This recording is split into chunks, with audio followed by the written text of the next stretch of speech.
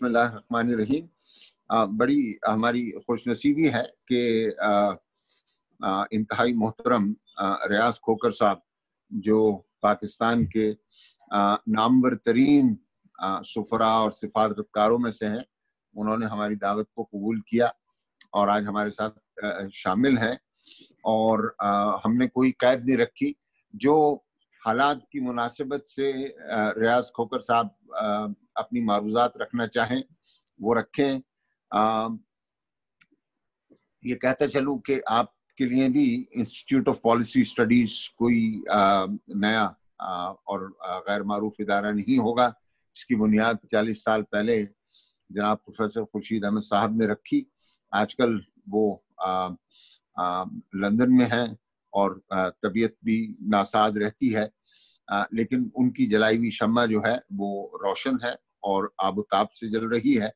اور اسی کا یہ ایک نتیجہ ہے کہ اس موقع پر جو حالات تھے اس کی مناسبت سے ہم نے ایک ویبینارز کا سلسلہ شروع کیا اور اس میں بہت سارے لوگوں نے اس میں ہر طرح کے ہمارے اصحاب الرائے جو ہیں وہ آئے، شریک ہوئے اور لوگوں نے بہت استفادہ کیا. ہم اس کو انشاءاللہ ایک کتابی شکل میں بھی جو ہے شائع کریں گے، اور جو کچھ بھی شائع کریں گے کھوکھر صاحب وہ آپ کو نظر ثانی کے لیے آپ کو بھجوا بھی دیں گے، تاکہ آپ اس پہ اگر کوئی نظر ڈالنا چاہیں، اصلاح کرنا چاہیں تو بالکل. تو میں اب بغیر مزید کچھ کہے آپ سے درخواست کروں گا کہ ہم اپنی گفتگو کا آغاز کریں. بہت بہت شکریہ کھوکھر صاحب. Dr. Sahab, thank you very much for the invitation. My warmest greetings to Mr. Khalid Rahman, the Executive President, and of course my warmest regards and respect for the Chairman. I wish him good health. You have a very distinguished board to guide the Institute, and I know that your Institute is of sterling quality. The research work is excellent. I have benefited personally from it greatly. I also wish to convey my warmest salams to all the participants, and I look forward to a very interactive discussion. COVID-19, of course, is an extremely deadly virus. It has now spread like wildfire to all continents of the world. It has made no distinction between developed or developing countries. In fact, the high and mighty have been humbled. It seems that this is a virus that has taken its very heavy toll on the world. It has brought the world to its knees. That is what has really happened. The world is at a standstill. The economies are facing huge destruction. There is no communication, and quite clearly, the world has not seen anything like this before. It is going to be a sea change in the life of the people, and also it's going to affect all aspects of human activity other than technology. I would say that the virus has clearly exposed the international weaknesses in the sort of neoliberal economic and world order. It has greatly exposed the international institutions as weak and entirely not responsive to what has happened. And clearly, the country that should have led the cooperation to combat this terrible virus abdicated responsibility. So this is very briefly a menace that actually each country on its own, that's what has happened. The most badly affected, of course, is the United States and Europe. But it is spreading, and quite frankly, Asia is still very much, the claws of the virus are creeping towards it. So clearly, we are going to be facing a very difficult situation. As far as Pakistan is concerned, it struck us in March, and of course the government has been trying to deal with it. We have been, there is a certain level of muddled thinking that has taken place, but whether it is a lockdown or not a lockdown or smart lockdown, and now we only yesterday or day yesterday we saw, shall we say, a complete breakdown of the lockdown. I think as far as Pakistan is concerned, even before COVID-19, we were facing very difficult, complex political situation, and particularly the economic situation. We were trying to recover, and our situation was very grim, so much so that the Prime Minister had to go around seeking funds from our Arab brothers and China and other institutions. Of course, the IMF program, etc. Now, I mean, I just want to say that very briefly, Pakistan was already dealing with a host of issues. I mean, we have some issues which are going to, which have sort of existentialist threats for Pakistan. The environment, climate change, population explosion, and of course, economic development issues, and above all, Pakistan is a country that has faced very serious security situations in the region.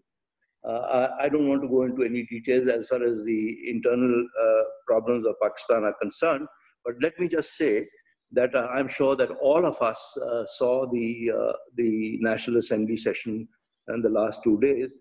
I regret to say very disappointing, and sadly, this is an existentialist threat, and we should have had a sort of a basic fundamental nationalist approach based on common consensus. This has been lacking, and I think I'm sure the people of Pakistan would be very disappointed. Now, as far as Pakistan's position in the region is concerned, first of all, of course, we know we are members of SAARC, but SAARC has been in limbo because of India for the last 3-4 years. And the only thing that happened was a health minister's teleconference, which frankly did not produce very many results other than the fact that we should be exchanging information, etc.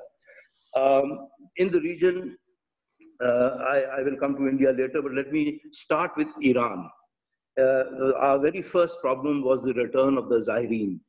And that in itself was a very complex matter to deal with Iran. Iran exactly was not very responsive. They were difficult because they themselves were facing an extremely difficult situation. So Zairine was our first problem. And then, of course, as you know, we have now recently dealt with some terrorist actions in Balochistan, which have been taken up with Iran. Iran is, of course, a friendly, brotherly country, neighborly country. We have no choice but to have good relations with them. Other than that, of course, the near region for Pakistan is the Gulf and the Middle East, where we have thousands, millions of Pakistanis who are working very hard and who are eking out a living.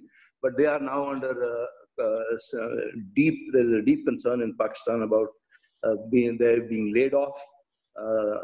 In thousands, in fact, especially in UAE and Oman, some in Qatar, and some in Kuwait. Saudi Arabia, also they have been laid off, but at the moment, Saudi Arabia has not put any pressure on Pakistan. But we are under pressure from UAE, and we are under pressure from other smaller Gulf states. I would also want to say that these countries themselves have suffered hugely. Not only because of COVID, but also because of the economic situation, the situation of oil. Their revenues have fallen steeply, and consequently, there are implications for Pakistan, because these are countries that we always turn to. These are countries that provided us an enormous amount of economic help in our very difficult, dire days. The question is, will they be able to provide us any further help and assistance? Because quite frankly, our resources to deal with this COVID issue are extremely limited. So I'm not sure we are in a position to do very much there. Um, now let me turn to the region where we are really situated, where the situation is extremely complex. First is India. India is not giving you any space. India is relentless about what's happening in Kashmir. The situation is getting worse by the day, and India is turned Kashmir into a huge military camp with 1 million troops, and the genocide is on. They have been merciless. Kashmir has been under lockdown for the last year, almost a year. And now with COVID has crept into Kashmir. Indian government is indifferent to the concerns and difficulties of the people of Jammu and Kashmir. We have raised these issues all over the world in various forums, United Nations, Human Rights Council, bilaterally with all the important countries. But we see, while there has been some reaction in the media about the situation in Kashmir, but unfortunately, world capitals have not applied any pressure or have not really come out with statements that would discourage India from continuing with its horrible situation. The situation on LOC is very, very grim. The military activity is at a high level. They are using heavier weapons. The objective is not only to keep Pakistan off balance, keep Pakistan's focus away from Kashmir, but unfortunately they are failing, and the situation is rapidly getting worse. Also in India, we know the Hindutva is on the march in a big way. The manner in which they have, shall we say, brutalized the Muslims of India, and of course India's Islamophobia, this is in full swing. So Pakistan has a very troubled relationship with India, and there are no prospects, at least in the near future, of any dialogue or any contact or any disengagement. They are not in the mood of really working out any understanding. The next issue, of course, is Afghanistan. Afghanistan, there were hopes that there will be, after the agreement between United States and the Taliban, there was hope for peace, but it's sort of it's slowed down, and you can see the frustration of the Americans that twice Ambassador Khalilzadeh has been to Pakistan in the last 4 or 5 weeks. Of course, Pakistan can only facilitate. It's not in a position to do very much in terms of. I would say that in fact we should not overstate our influence over the Taliban. There is a certain level of trust, but there's also a lot of mistrust between the Taliban and our people. So we should certainly facilitate, but there are very serious problems inside Afghanistan that have to be tackled by the government there. The first issue, of course, is the exchange of prisoners. It hasn't really materialized the way it should have been. Secondly, the intra-Afghan dialogue hasn't kicked off. The problems between Ghani and Abdullah. Then, of course, the drug lords, the warlords, and all those who have benefited from a war economy. All these are factors of opposition. And clearly, the United States is frustrated, because I think this whole withdrawal matter was all linked to US President's election campaign. We sincerely hope that Afghanistan can find peace within itself. I might also say that, in my opinion, one of the principal factors which has kept the division in Afghanistan is that there is no shall we say, the ethnic mosaic of Afghanistan has cracked, and until that is repaired, I find that even if peace dawns in Afghanistan as a result of the American efforts, it may not last. Most important, on the COVID issue, there are very clear signals coming from all over the world, from WHO and particularly the United States, that Afghanistan is going to be a very major hotspot, and that in itself will create a lot of problems for Pakistan: flow of refugees, food issues, other border issues, etc. So I would say that one only hopes for the best. As far as the other SAARC countries are concerned, we have been in contact with Nepal, with Sri Lanka, with Maldives, but unfortunately we've had no contact with them. Our contacts with Bangladesh also have been somewhat very modest. So SAARC has really not been much of a factor. As you know, today the SCO foreign ministers are meeting, and some discussions are taking place on how we can move ahead in the context of SCO, find ways and means of cooperation to combat this issue. I would say that in all fairness, the Prime Minister has been very active. He has been in contact with world leaders. Of course, particularly China. China has been a great help. We helped China when this Wuhan matter started, but the Chinese have responded very well as far as Pakistan is concerned. They have been providing a lot of assistance. Lots of aircrafts have brought medicines and equipment that was badly needed by Pakistan. China and Pakistan have stood by each other. I think this is a great compliment to our relationship. Other than that, our Prime Minister was in touch with almost every major Muslim country: Saudi Arabia, Kuwait, Qatar, Iran. All these countries, the Prime Minister has been talking to most of these leaders. Egypt, as many as he could. And similarly, the Foreign Minister has been quite active to keep them informed about the situation in Pakistan, and also to see how the cooperation can be advanced in this context. Of course, of particular concern to Pakistan was the situation relating to the stranded Pakistanis, and also to the Pakistanis who are being laid off in thousands and who want to return not only from the Gulf and the Middle East, but also from Europe and the United States. So this is roughly the situation. Now, internationally, let me say that Pakistan was one of the first countries to respond to the appeal of the Secretary General. He appealed that there should be ceasefire in all the conflicts around the world, and that there is need for international cooperation to combat this terrible virus that has struck the world, and no one country can deal with it unless there is a kind of. So Pakistan was one of the first countries to respond to it. And the question is that the tragic situation that the world is facing has raised very, very many questions now. What is the world order going to be like? The economic situation, as one reads in international reports, the United States itself is facing a huge crisis.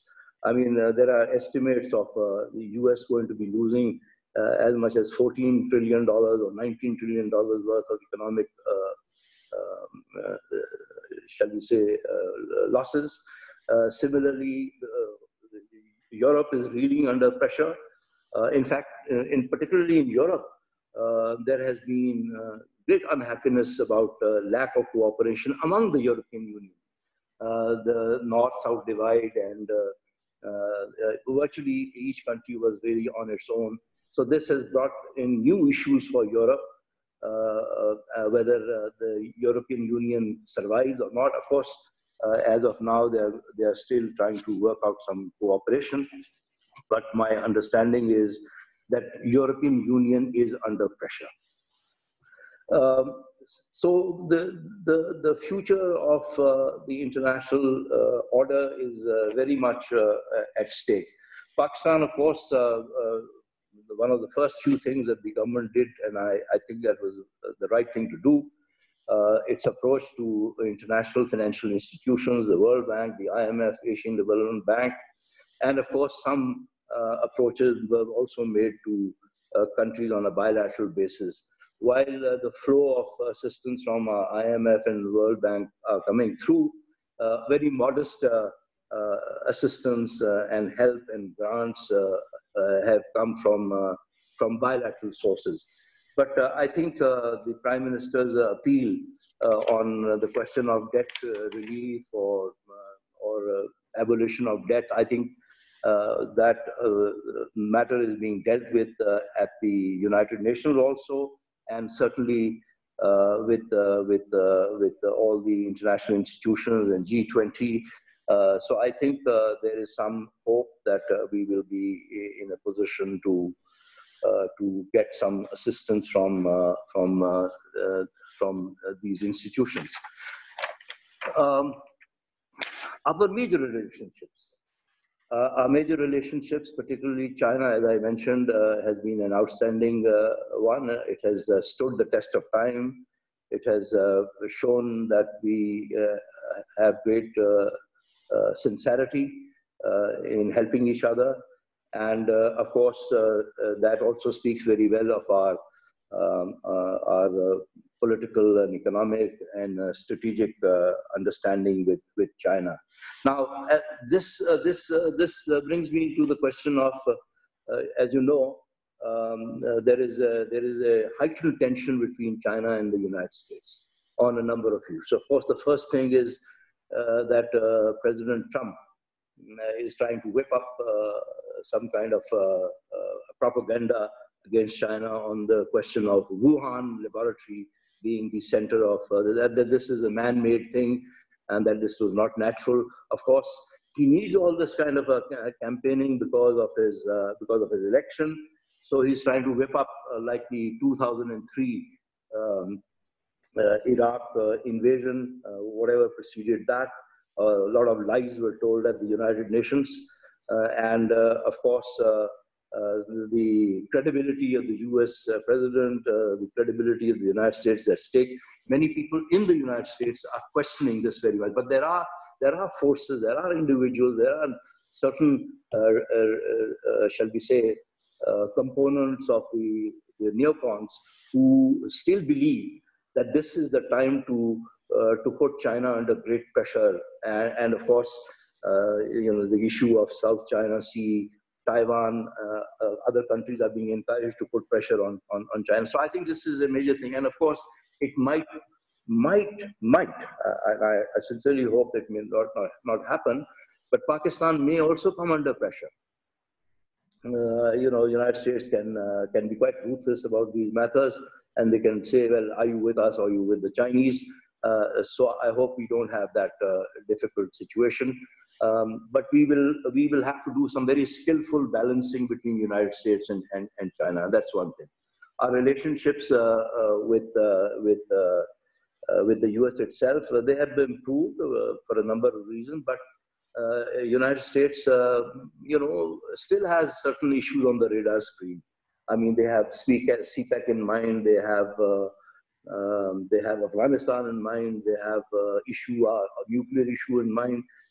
But this may be background music, but they're trying to improve relations with Pakistan, and we should continue with our efforts. And I think the Prime Minister made a phone call to President Trump, and I think he called back, and this has been a good direction. Similarly, the Prime Minister has been in touch with all the world leaders in Europe, with the British Prime Minister, the German, French, just about everybody, keeping them updated on what's happening in Pakistan. Now, the key question is again, what is the future? Where is this going to lead us to? What will be the shape of the world order? Will there be an order or there'll be chaos? Will there be multipolarity? I don't see a future of, there are already people in the United States, thinkers in the United States are talking about the fading century of the United States. They're already talking about the failure of the United States to respond. In fact, there is a lot of disappointment in the United States, that the US was the leading country in the West and was supposed to have taken charge of the situation. But in fact, there has been a grave disappointment, not only in the US, but all over, also among the allies of the United States. There are a lot of people in the West, particularly in Europe, who are saying you cannot rely on the United States anymore. So these are all major issues that are likely to come up. Also, there is a lot of talk about the future of capitalism, future of globalization. There's also a lot of talk about, well, protectionism will come up. How will trading continue? Will there be, what about the supply chain issues?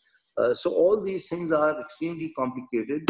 And, you know, as far as Pakistan is concerned, I don't know how well prepared we are. I'm not in the position. I think, Dr. Saab, you yourself, you are in the best position to tell us how can Pakistan cope with it economically. I think our main issue is going to be not only how we control the situation at home. I hope it doesn't get out of hand. Whatever indications there are, the indications are that the graph is going to go up, both in terms of the number of people affected as well as the number of deaths. The question is, how will we be dealing with this situation? We do not have the economic resources if things really get out of hand. Other than that, what is pressurizing Pakistan is the regional situation. You know, the relationship with India. There are people in India who are saying this is an excellent opportunity. This is a good chance of the century to attack Pakistan and to put it in place. They are soldiering on with their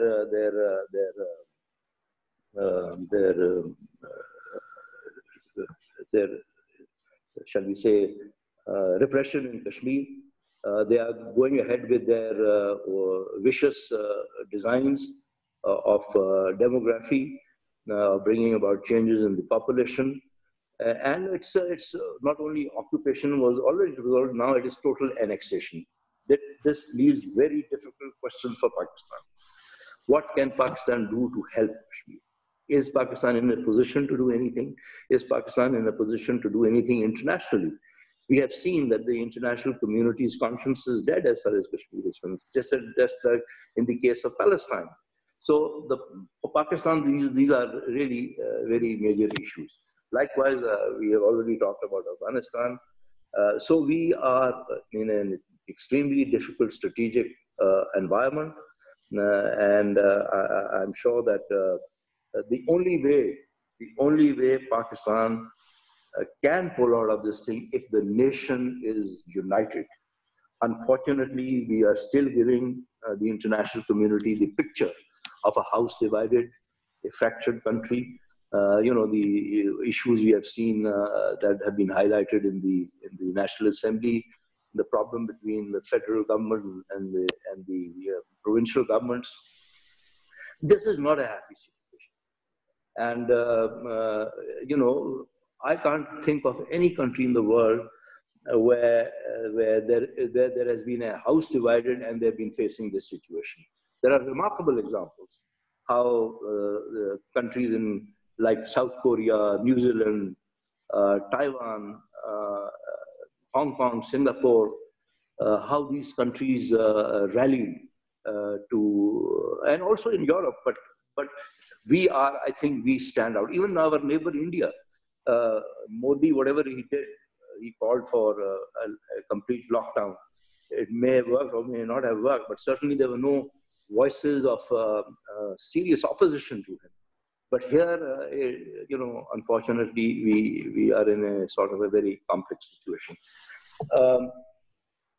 I think I have made some of these points. Would you like me to continue, or is there? Do you think this is a sort of broad enough canvas for kicking off a discussion? Dr. Sir, आप अपनी बात को जारी रखें, ये flow है इसमें, और इसमें अभी बहुत थॉट्स आने वाली हैं आपकी, आप प्लीज जारी रखें. जी, मैं सिर्फ ये कहना चाह रहा था कि in the region, the prospects of cooperation are very limited. India is not giving us space. They are not willing to discuss this issue. Maybe there has been some exchange of information at the level of health ministers. But other than that, I don't see any sign of SAARC becoming active. Maybe SCO, which is currently the foreign ministers are meeting, maybe there is some hope there. Maybe there is some degree of cooperation we can undertake with our neighboring countries like Iran. Iran itself has gone through an extremely difficult time, and as you know, they are under pressure. The United States is still putting Iran under huge pressure in the Gulf. There is already, I mean, there are people in the West who are talking about, well, this is an opportunity for the United States to keep more pressure on Iran, and clearly the tensions in the Gulf itself are rising. So I think we have a rather complex situation. On the economic side, of course, as you know, there is an oil glut. There is a huge crisis. And how, as far as Pakistan is concerned, of course, the bulk of oil we get from our brothers in Saudi Arabia and UAE and Kuwait. But the question is, we have to pay for it. Eventually, we have to pay for it. Plus, the other issue is the economic support that was provided by Saudi Arabia, by UAE, by Qatar, and Kuwait and China. The question is, what will we do with it? I suppose it will be rescheduled. But I think these countries themselves are under pressure because of the great impact that COVID and also the overall stagnating economic world situation has had on these countries. So we have some complex issues coming up. Our sources of seeking assistance are beginning to dry off. I don't know if our Prime Minister were to approach Saudi Arabia and these other countries, whether they will be in a position to help Pakistan. I think these are all very complicated issues. Internationally, one more thing. The Secretary General, his appeal has not had very great impact. In fact, the resolution that was put and agreed upon by the United States in the Security Council, they have taken a backseat on it, and they have not endorsed it. So what does it mean? Does it mean that the United States still has a conflict in mind? Does the United States wants to build up tension with the major powers like China or Russia? So these are all issues that are likely to come up.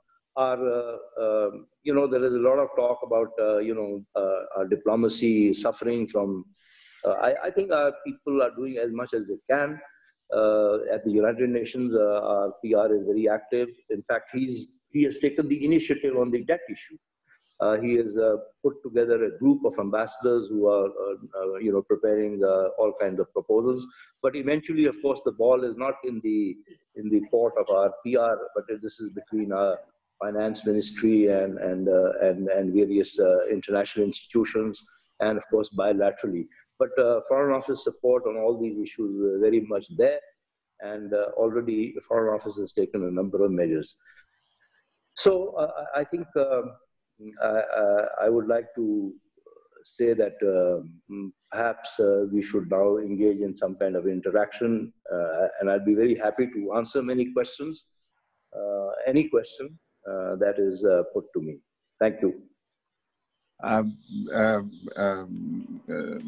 रियाज भाई माशाल्लाह बहुत बहुत उम्दा आपने बात रखी हमारे सामने, बड़ा फ्लो था, और मुझे तो मेरा दिल ही नहीं चाह रहा था कि आप रुकें, लेकिन अच्छा है कि जरा और जो पहलू हैं हमारे जहनों के अंदर कुछ तृष्णा बातें होंगी उनके मुतालिक हम रखें।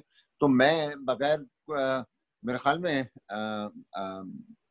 मैंने देखा अयाज साहब भी तशरीफ फरमा है, تو سب سے پہلے ان سے ہی کہتے ہیں کہ کچھ تبصرہ بھی کر لیں اور کچھ سوال بھی ہو جائے، اور پھر دیگر ساتھیوں سے بھی جو ہے ہم درخواست کریں گے کہ وہ شریک ہوں. السلام علیکم. Very much, Dr. Saab. After listening to Riaz Saab, I don't think کچھ خاص رہ گیا کہ ہم اس میں اضافہ کر لیں. ان کا ماشاءاللہ وسیع تجربہ ہے اور بہت ہی بہتر طریقے سے یہ بہت ہی مشکل سبجیکٹ کو ایکسپلین کر لیا، بتا دیا، ہمیں ایک راستہ بھی دکھا دیا. لیکن میری ایک دو چھوٹی چھوٹی سی آبزرویشن یا سوالات میں کہوں گا ریجنل حساب سے، کہ ایک تو ہم سارک اور SCO. سارک تو میرے خیال میں آلموسٹ ڈیڈ ہے. کتنا عرصہ ہو گیا کہ سارک نے کچھ ڈیلیور ہی نہیں کیا. تو instead of focusing on SAARC, why shouldn't we shift our energies to SCO, which is almost doing the same thing rather in a bigger way. تو ایک تو یہ observation تھی. دوسری سر میری افغانستان اور ہندوستان کے بارے میں ہے کہ افغانستان کے ساتھ whenever we are talking about Afghanistan, Riaz Saab has very well explained, but I wonder, I haven't come across any speaker that I've listened to up till now to have addressed the problems that we have with our own people at the border with Afghanistan, both in Balochistan and in the tribal districts that have recently been merged into KP. We simply brush it under the carpet by saying just one sentence that, well, terrorist activities in Balochistan and KP, or say it FATA erstwhile. Why can't we look into this problem? It is our problem, it's a major problem. And if we are serious to really pay attention to the return of peace in Afghanistan, then I think we have to address this issue of these two places, I think first, and then move into Afghanistan. Riaz Saab has said it, ethnic mosaic disturbed in Afghanistan. Yes, I agree with him. But is it in order in our own country? If we are asking other countries to correct it, have we addressed this, or can we afford to address this to ourselves to address? What if the other countries turn around and tell us that, well, please stop it over there, address your own problems, then come to us. The problem, as I mentioned in the tribal area, has come to the fore after the war on terror, as we all know. Many things were blown out of proportion. If I go into the detail, we will have a problem over here, but let's leave it behind us. Come to the focus. Have we addressed the problem in FATA, in the 7 districts?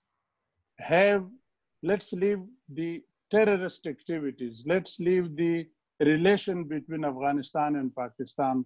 Come to your own people in the tribal area who made the highest of sacrifice, or the maximum of sacrifice that I can say, in men and material for the defense of Pakistan. But what have we done to them in return for that? Many of them are still living in camps, and I'll just mention one and leave it then to you. There is one camp near Bannu, just on the border between Bannu and North Waziristan. I'm missing its name, it will come to mind. There, nobody is allowed to go in. There are more than 50,000 IDPs in that camp. they can go only out of that with permission and can come in with permission. Nobody other than these people and the authorities controlling is to see as to what is happening inside, leave alone restoring their destroyed houses or establishing their destroyed businesses. तो एक तो ये बात थी. दूसरी, if you permit me, I led into Riyaz Saab's list to respond कि हम हिंदुस्तान के बारे में, that is a known fact, that is our enemy. कई जंगें हुई हैं और will never be, I think, friends. But on Kashmir, shouldn't we be realistic a bit? Can we take it by force? Other options, I think, we have exhausted or nobody listens to, as very rightly former Foreign Secretary said, hardly anybody listens to our case on Kashmir. So should we wash our hands off that Kashmir and focus on our own Kashmir, or do the Indian way, कि चलो तुमने वो ले लिया, हम ये ले लेते हैं, किस्सा खत्म, तुम अपना काम करो, हम अपना करते हैं, हम एक दूसरे की बात सुनते नहीं है, और जब हमारा बस चले तो हम आपसे जोर से ले लेंगे अगर चल सका बस. And the last thing, sir, is that if Riyaz Saab can comment a little on the impact of COVID-19 on our relation with Afghanistan and the peace process in Afghanistan. Thank you, sir. Thank you, Ayaz Wazir Saab. Ji, Riyaz Saab. Ji, well, you know, I mean, very सवालात और ले लें आप, क्या ख्याल है? जी, ये मैंने कहा कुछ और सवालात जमा कर लें. इनका मैं बड़ा quickly जवाब दे दूं. First of all, SAARC, of course, I think it's a waste of time to talk about it at this stage. I was the, shall we say, a member of the committee which drafted the SAARC charter in 1984 and 85. We even at that time thought that SAARC didn't have much of a future because of our complicated relationship with India. And India has virtually put it on a ventilator, and it's only a question of when we take it off it. I agree. SCO is an important vehicle. We need to do our best. We are only one of the 8 members, and of course there are some very powerful members in it, including India is also there. So I think this is an opportunity where we can find some space for some degree of cooperation, even between India and Pakistan, and certainly on matters of serious health issues like the one that this region is now facing. Now, about Afghanistan, I have had, despite, you know, I'm not an Afghan expert, I've really rarely dealt with it really in that sense. But I have two fundamental points. I think what's missing is that there is, shall we say, we haven't treated Afghanistan with respect. I would say that if we were to fall back on the principles that we talk about, principles of the UN Charter and the principles of peaceful coexistence, perhaps there would be much greater room for improvement of relations between Pakistan and Afghanistan. I think the Afghans feel that.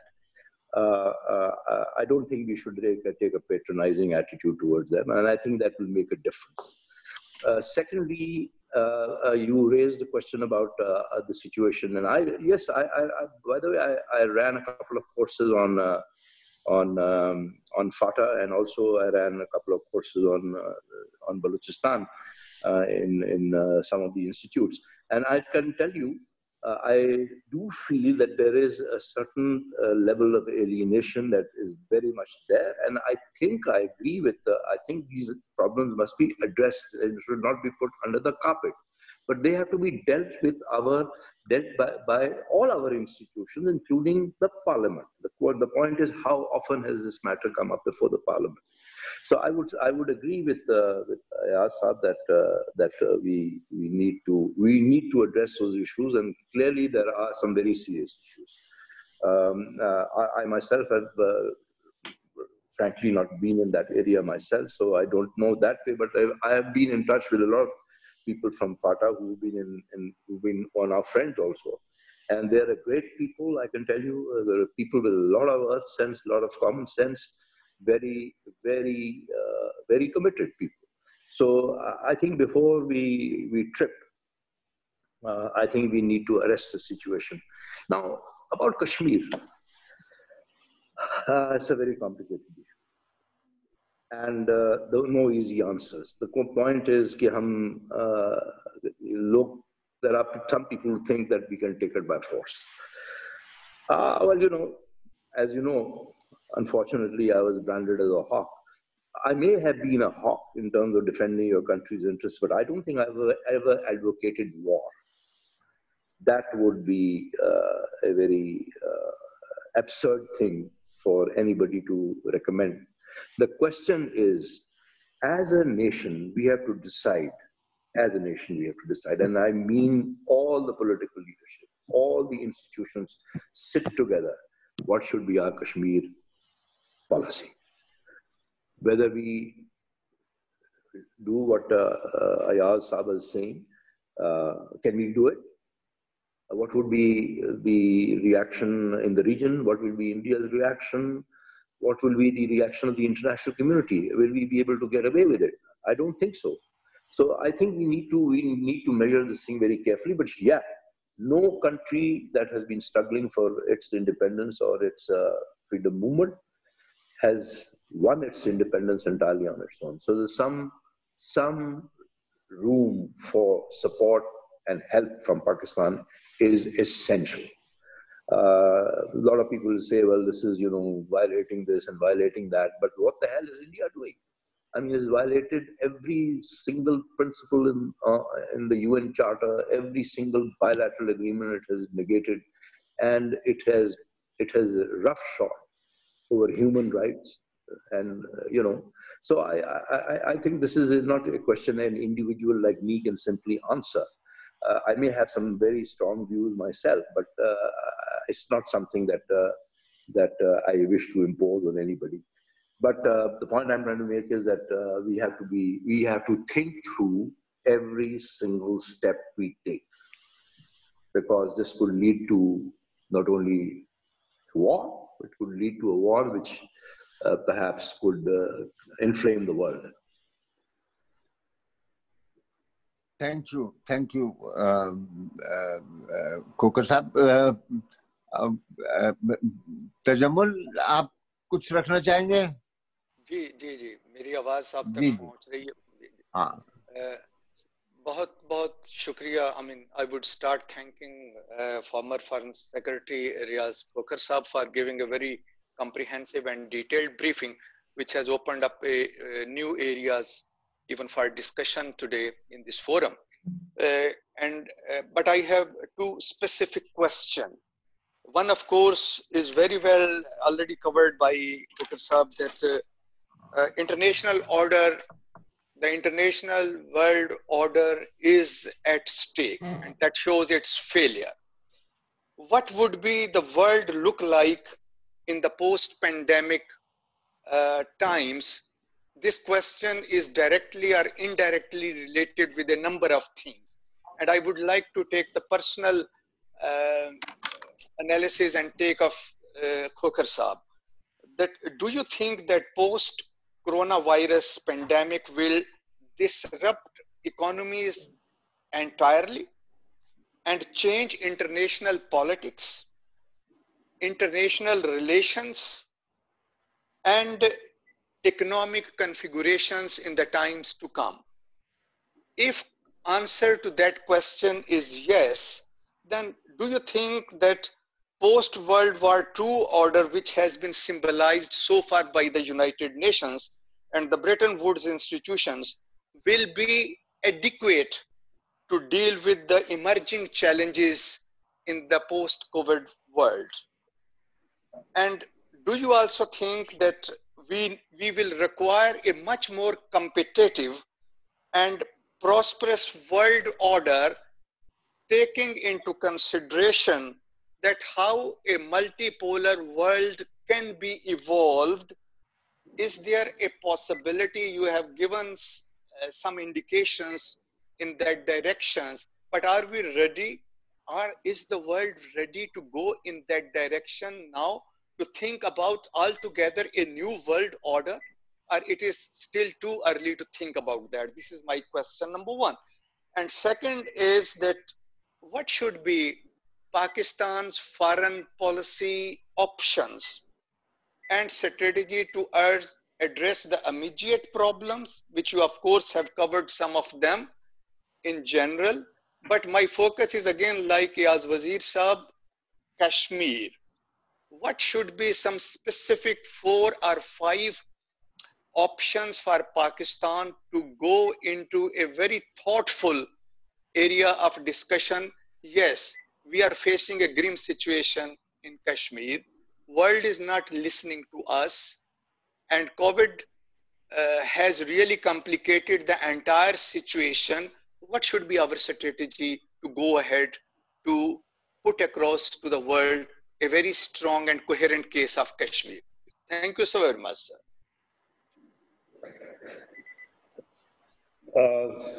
Excellent questions. First of all, about the international world order at stake.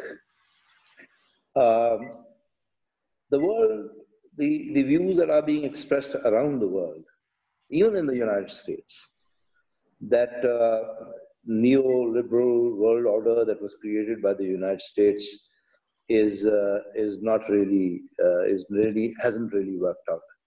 I mean, in fact, one of the reasons why it hasn't worked out is because the most important powers themselves are in violation of the UN Charter in many areas. Only those problems gets resolved or solved or dealt with that these major countries, particularly the United States, is interested in. You have the example of Palestine, you have the example of Kashmir, 2 oldest disputes before the United Nations, and nothing much has happened. In fact, if you see, the United Nations, in my opinion, is emasculated. Look at the appeal and the manner in which his appeal has been dealt with by the international community. In fact, the Secretary General is just an office. He's a very decent man. It's got nothing personal. But the point I'm trying to make is, what has been the world's response? Yes, a number of countries have supported him, but then the key country, that is the United States, has had contempt for the United Nations, has had contempt for various other international institutions. So my point would be, perhaps this is an opportunity for the world leaders to get together and look at some degree of change that may be required in the international order. There are countries, of course, China has emerged very well. It's got a claim to, I won't say a superpower, but certainly a country that has come up economically and of course it is coming up militarily. And there is Russia. There's of course the other centers of power, including our neighbor India. I'm not ruling that out because a lot of people in the West project that India one day will become a major world power. We ourselves realize the dangers and the concerns that if India were to get into that sort of a situation, what would be our policy towards that? Economic disruption, I think no better person than Dr. Waqar Saab to comment on it, but my own feeling is lot of economic disruption will take place. United States is going into protectionism. Other countries are also thinking of it. There will be certain degree of realignment of economic relationships. Supply chain will take a long time to resume. In fact, the United States is trying very hard to take away a lot of investments that have taken place in China onto other countries like Vietnam and Cambodia, and I'm not sure about Indonesia, but Thailand, Philippines. They want, and India. I mean, India has certainly had a huge setback in terms of economy in the last couple of years, and all the projections about India are not all that great. Well, who knows how much time it will take to recover. As far as, I do believe that it will probably have to be a wider multipolar world in order to stabilize. I don't want to comment on who should be the candidates for various high seats, but clearly the present setup of confined to 5 permanent members, frankly, in my opinion, is not going to work. There is not a single major developing country that is represented in the Security Council. So I would say there will be these institutions are probably somewhat dated. Maybe they need updating. Maybe they need to be worked out on broader principles of fairness, of equity, of justice, and distribution of resources. These are all very, very complicated issues. Now, as far as Pakistan's foreign policy options are concerned, we are a major country, but we are not a major power in. We have to see what the situation is in the region and work out our. Unfortunately, we have for 70 years we have tried very hard on the Kashmir issue. We have certainly energy. In fact, 80% of our country's energy in terms of foreign office resources are dealt with on Kashmir. But I'm afraid we've hit some sort of a difficult situation. But here is again the point that I made earlier.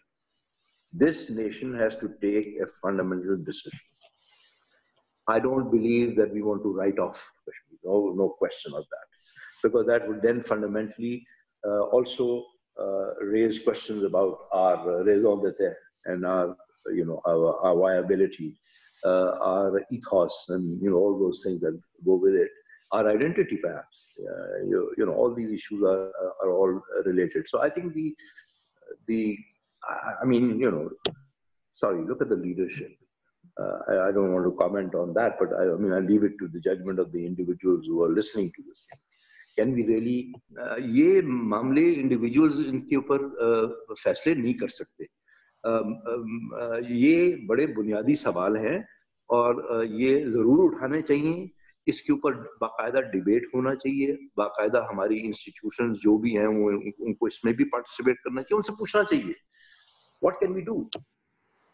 There are people who are advocating. कल या परसों के अखबारों में मैंने देखा उन्होंने कहा जी हमें हिंदुस्तान पे चढ़ाई कर देनी चाहिए. What can we do it? In this situation where both countries are armed to the teeth and are nuclear powers, will the world allow us this thing? I mean, you can see that even a thing like COVID, which is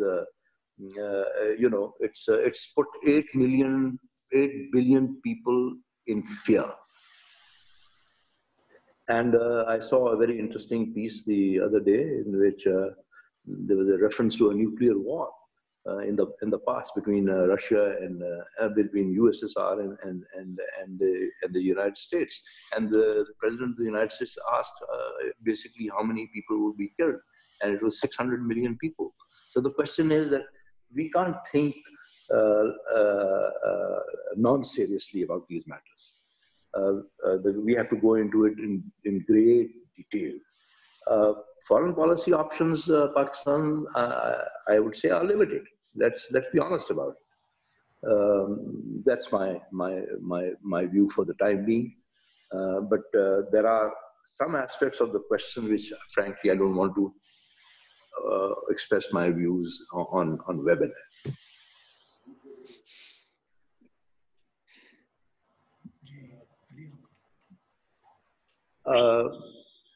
General Sahab, I hope I've answered your question. Thank you so much, sir. Doctor साहब ये अली सवाल कर रहे हैं Syed.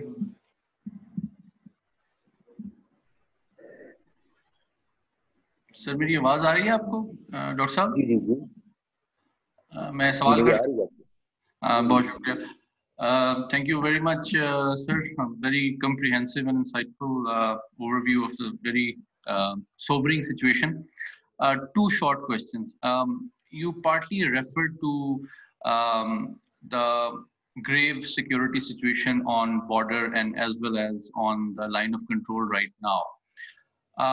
In your assessment, what are the chances that India can exploit this situation, especially when the US is also distracted and perhaps looking internally, to do something similar to what it attempted last year in Balakot? Secondly,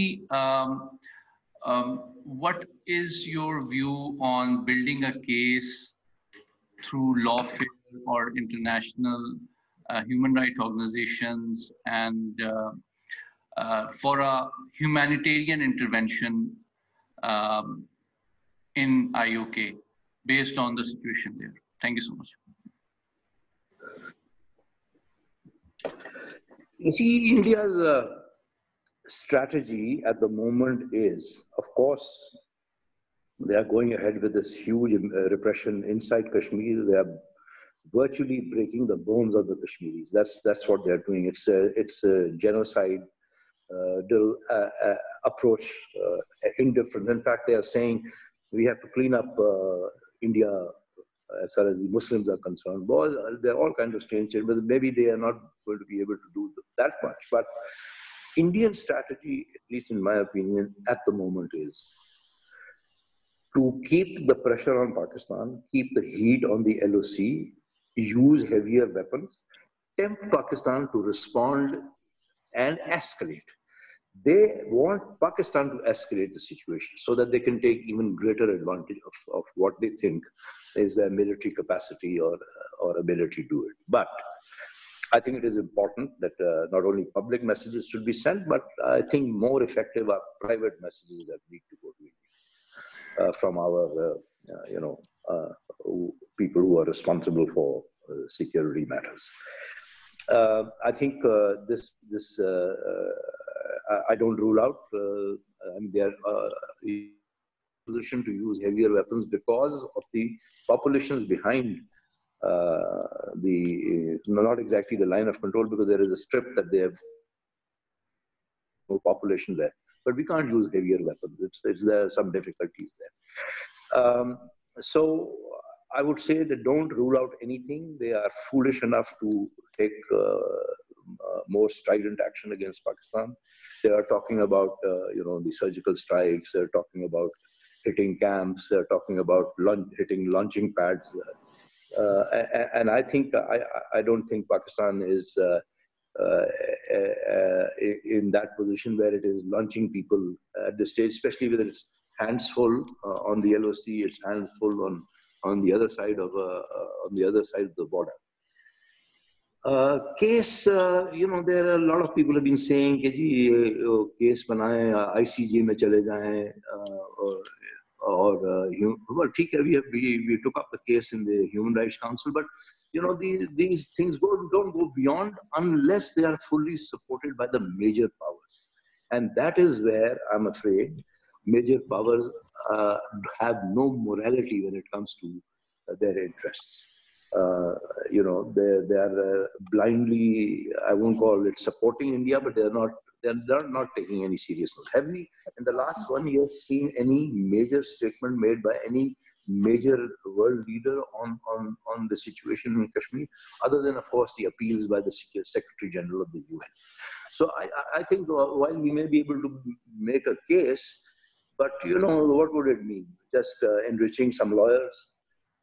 I think that has been our experience, and I don't think we really had much success with these international institutions. So I would certainly have my reservations there. So I hope I've been able to answer your question. बिल्कुल ठीक है. खालिद भाई, आपकी तरफ से कोई सवाल आ रहा है?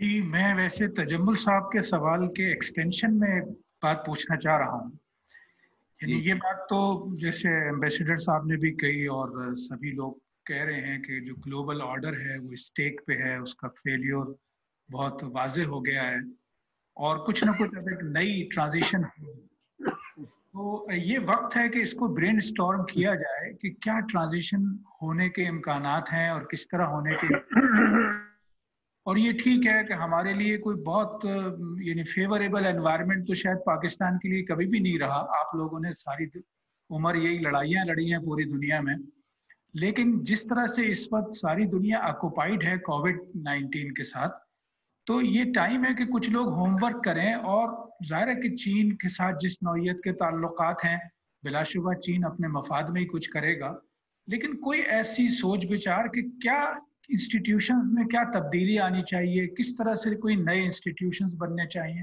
تو جو نیا گلوبل آرڈر ہوگا، آئی ایم شیور اگر اتنی بات ہو رہی ہے تو کہیں تو سوچ بچار بھی ہو رہی ہوگی، تو ہم اس سے واقف بھی ہوں اور ہمارا اپنا کوئی لائک مائنڈیڈ کنٹریز کو ملا کے کوئی انیشیٹو، کوئی سوچ بچار اور نئے کسی سسٹم میں اپنے لیے زیادہ مواقع تلاش کرنا، یہ کیسے ممکن ہے؟ اور اس میں ظاہر ہے آپ جیسے لوگوں کے تجربات بہت کاؤنٹ کرتے ہیں. ایک یہ چیز میں آپ سے پوچھنا چاہ رہا تھا.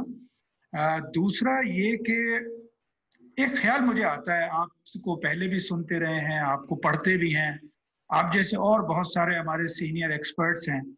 میرا خیال ہے کہ یعنی اس پہ سوچنا چاہیے کہ آپ اپنی اس ایکسپرٹیز کے ساتھ ایک گروپ کی صورت میں، یعنی یہ جو ملک میں جتنی ایک بڑی خراب سی صورتحال نظر آتی ہے، آپ میں سے ہر ایک کا ایک وزن ہے. تو کیا ہم اس پہ کوئی غور کریں، آپ لوگوں کو ملا کے کوئی گروپ بنائیں، جو گروپ جو ہے وہ ایک کلیکٹیو وائس بنے یہ کہنے کے لیے کہ بھئی چیزوں کو کیسے انٹرنلی اور ایکسٹرنلی فیس کرنا چاہیے. سر، جہاں تک ورلڈ آرڈر کا سوال ہے، اس کے اوپر یعنی انیشلی تو کافی بات چیت ہو چکی ہے. بہت سارے ملک جو ہے وہ دے آر میکنگ اے کلیم، جیسے کہ ہندوستان ہے، ساؤتھ افریقہ ہے، نائجیریا ہے، برازیل ہے، جرمنی ہے، جاپان ہے. یہ سارے ملک جو ہے یہ سمجھتے ہیں کہ ان کو سیکیورٹی کاؤنسل میں ہونا چاہیے وتھ سملر پاورز. مگر یہ you see, unless the Security Council is more broad-based. اب دیکھیے ایک بھی مسلمان ملک اس میں نہیں، یعنی وہ اور وجہ ہے کہ بھئی ہماری مسلمان ملک جو ہیں they have not risen to such levels. جو ان کے پاس اللہ تعالیٰ نے اتنا کچھ دیا، انہوں نے اچھی خاصی اس کی بربادی کی. کوئی پڑھائی لکھائی کے اوپر زیادہ خرچ ورچ نہیں ہوا. سب all sorts of I don't want to get into the details of those things, but the point I'm trying to make is کہ what is the collective voice of the Islamic world? We are 57 countries اور ہماری آواز میں کتنا وزن ہے. میں OIC کا I don't want to be disrespectful, مگر frankly دنیا ہمیں سیریسلی نہیں لیتی.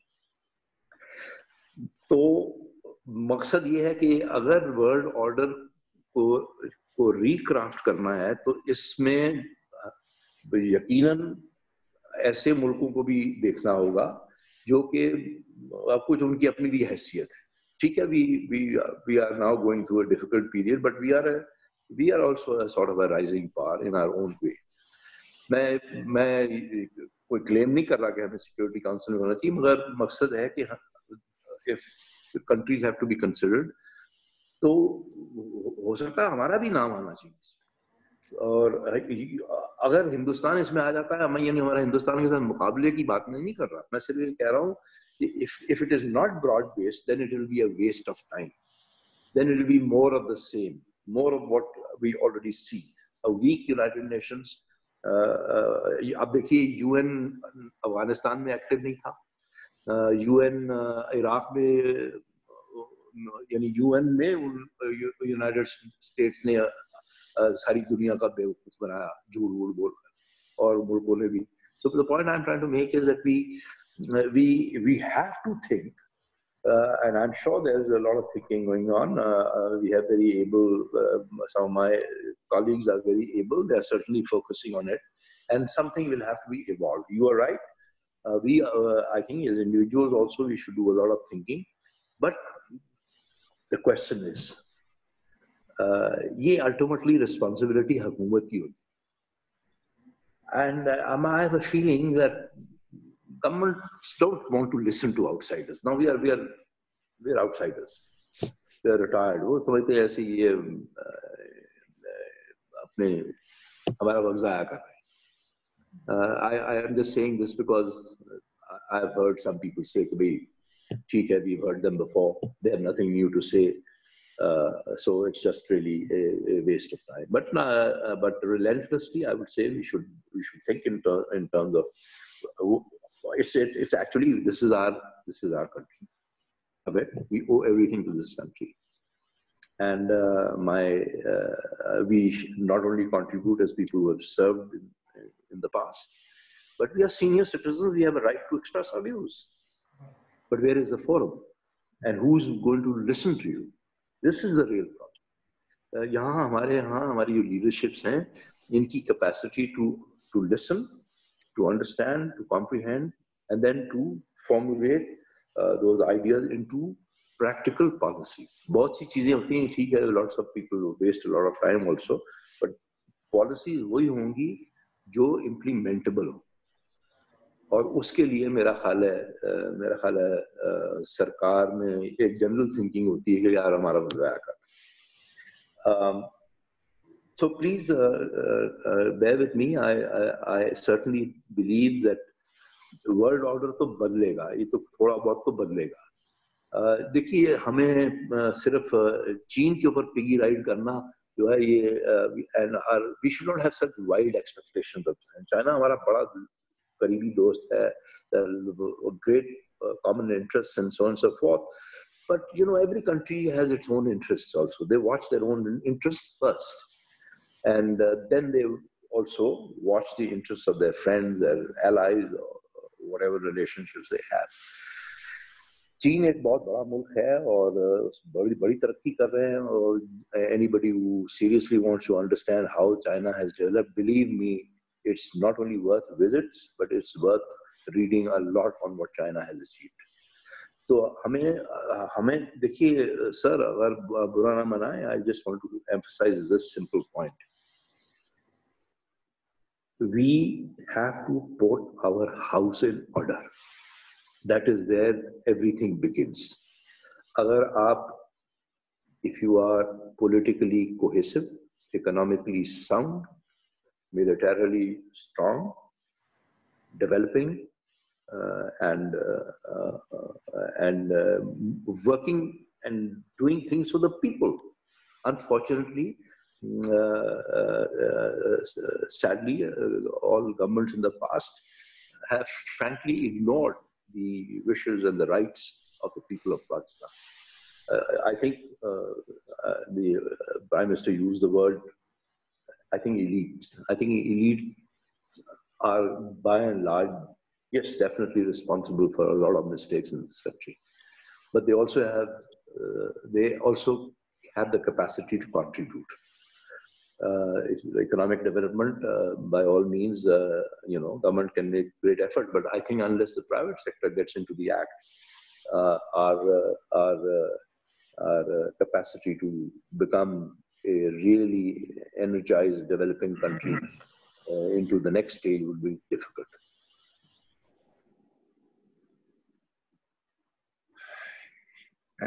Thank you ریاض بھائی, کھوکھر صاحب.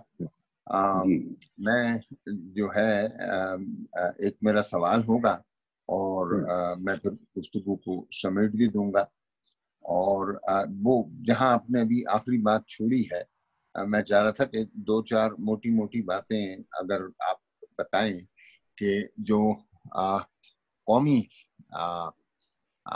تعمیر یا مطلب 3-4 علاقے وہ کون سے ایسے ہیں جہاں پر اتحاد, یگانگت, سنجیدگی اور بہت ہنگامی بنیادوں کے اوپر کام کرنا ہوگا, اور اگر وہ کام کرنے کے لیے یہ قوم تیار نہیں ہے تو پھر ہم تیاری نہیں کر رہے کہ جو دنیا اس وقت زیر تعمیر ہے اور جس کا جو ابھی کچھ عرصے کے بعد ہمارے سامنے آئے گی, ہم اس کا مقابلہ کریں. شاید ہندوستان کا یہ مفروضہ کیا ٹھیک ہے اسی ان کے ساتھ کوئی 2-4 ہاتھ کر لو، یہ جو ہیں اس الجھاؤ میں کووڈ کے اور باہمی جو ان میں افتراق ہے اس کے ہوتے ہوئے فائدہ لے لیا جائے. تو ایک میرا سوال آپ سے یہ رہے گا اس پر. دوسری بات میں آپ سے یعنی میں اسی وقت اپنا کلمہ جو ہے اختتامی کہہ دوں کہ میں بہت مشکور ہوں ریاض صاحب کہ آپ تشریف لے کر آئے. بہت عمدہ گفتگو ہے. یقیناً یہ ایک نشست میں نہیں ہو سکتا، اس کے لیے کئی نشستیں چاہیے. تو آپ کو پھر انشاءاللہ تعالیٰ اگر یہ کووڈ جاری رہا تو ایک دفعہ اور کوشش کریں گے کہ گھیر لائیں.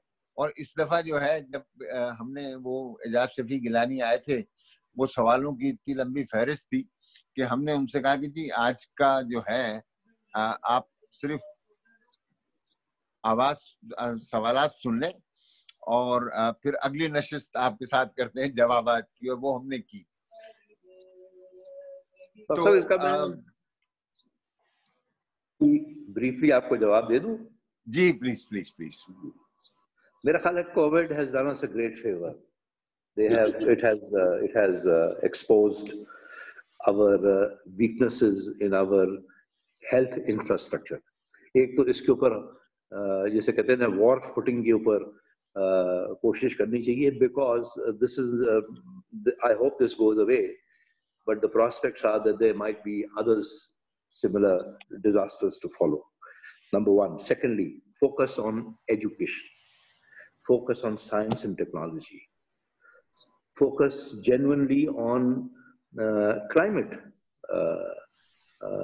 change and all the serious issues that flow from it. Pakistan is a country that is going to be a water shortage country, very serious issues. Then of course we should focus on agriculture. We should focus on what people want. Unfortunately, we don't focus. I think that is one of our main, and sadly, Dr. Saab, آپ سے بہتر کون جانتا ہے کہ the divide between the haves and the have-nots, unfortunately, is expanding. Government خود کہہ رہی ہے کہ more people are going to fall under the poverty line. So I think these are the crucial issues. And above all, can our political leadership show a sense of responsibility and a commitment to this country? یہ آپ آج بھی میں تھوڑا سا follow کر رہا تھا. میں usually don't watch national assembly proceeding, but it's quite pathetic. جب تک ہم اس چیزوں پر فوکس نہیں کریں گے کہ ایک دیکھیے ہر ملک میں, اب ہندوستان میں بھی ایک کامن ایجنڈا ہے, کامن منیمم ایجنڈا کہ بھائی پاکستان کے ساتھ تعلقات کیسے ہوں گے, کشمیر کے اوپر کمپرومائز نہیں کرنا وغیرہ وغیرہ. ہمارے یہاں یہ نہیں ہے. We need that thing fundamentally, اور یہ اسی وقت ہوگا جب اب for instance I mean I am not into government bashing. I think the Prime Minister should have gone to the National Assembly yesterday or day before yesterday and should have made a gesture. Similarly, the opposition should. یہ اس طرح نہیں چل سکتا. And there are other issues that of course I haven't mentioned, but quite frankly, we have to, Dr. Saab, we have to put our act together. That is the first step. And then follow all these things. Health, اب آپ دیکھ لیجیے کتنا اس وقت پاکستان کے لیے یہ serious مسئلہ ہے. God forbid, اللہ تعالیٰ سے دعا کرنی چاہیے کہیں کہ یہ معاملہ ہاتھ سے نہ نکلے. It will then become a real existentialist threat to Pakistan. As far as India is concerned, دیکھیے ڈاکٹر صاحب میں نے 10 سال وہاں لگایا ہے اور ساری عمر میں سے ڈیل کیا. میں آپ کو بتا رہا ہوں, میری رائے یہ ہے اس حکومت کے ساتھ خاص کر کے, اول تو میری ویو تو یہ ہے کہ کسی ہندوستانی حکومت کے ساتھ بڑی بنیادی چیزوں پر بات چیت نہیں ہو سکتی تھی, اس لیے کہ ان کا ایٹیٹیوڈ ہے. But this particular government sorry, they are the worst human beings possible.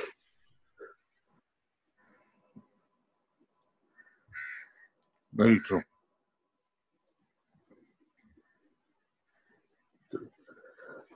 So I think I would like to end on this note that we, as individuals, as senior citizens, as people who have served the country in the past, we must continue to make our voice heard, no doubt about that.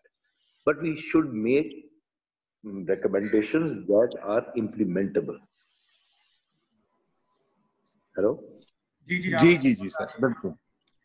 वकार भाई, आपकी इजाजत से अगर मैं ये जो आखिरी बात कही है, हाँ, मैं ये चाह रहा था कि इसके साथ ही आप इख्तितामी कलमात भी कह दीजिए. नहीं, बहुत बहुत शुक्रिया, आपने भी वक्त निकाला और रियाज खोकर साहब को हमने इतनी तफसील से सुना. आपकी इस बात से मैं इत्तेफाक करता हूं कि हम रियाज खोकर साहब को आइंदा भी तकलीफ देंगे और ये कोशिश करेंगे कि कुछ जरा से फोकस्ड क्वेश्चंस भी आपके लिए इल्म में पहले से ले आएं. आज तो जरा हमने बड़े कैनवस पे बात की है, तो फिर जरा कुछ इश्यूज को सामने रख के हम इंशाल्लाह उस पे तफसील से बात करना चाहेंगे.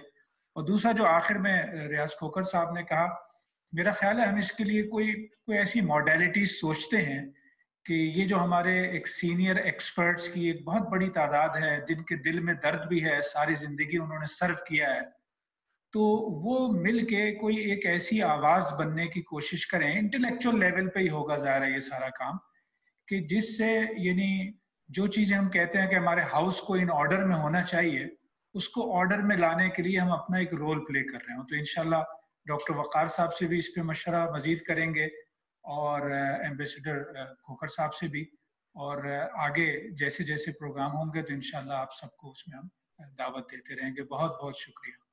बहुत बहुत शुक्रिया.